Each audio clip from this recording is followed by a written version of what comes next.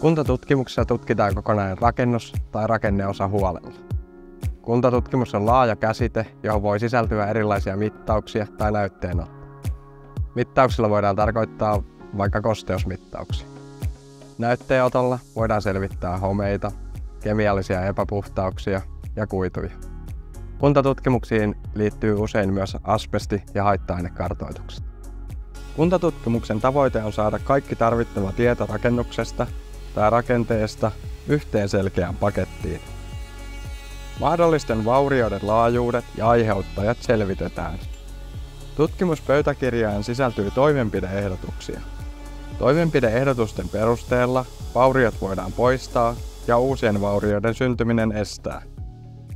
Kuntatutkimuksia tehdään usein ennen kuin ryhdytään remontteihin, kun halutaan korjata rakenteissa piileviä ongelmia tai mikäli epäillään rakennuksessa olevan kosteus- tai sisäilmaongelmia. Tietyn rakennetyypin kuntatutkimus on hyvä valinta silloin, jos rakennuksessa on riskirakenteita, joidenkin tekninen käyttöikä on saavutettu. Silloin on syytä selvittää, missä kunnossa rakenteet ovat. Ole yhteydessä, niin räätälöidään teidän tarpeisiin sopiva kuntatutkimus.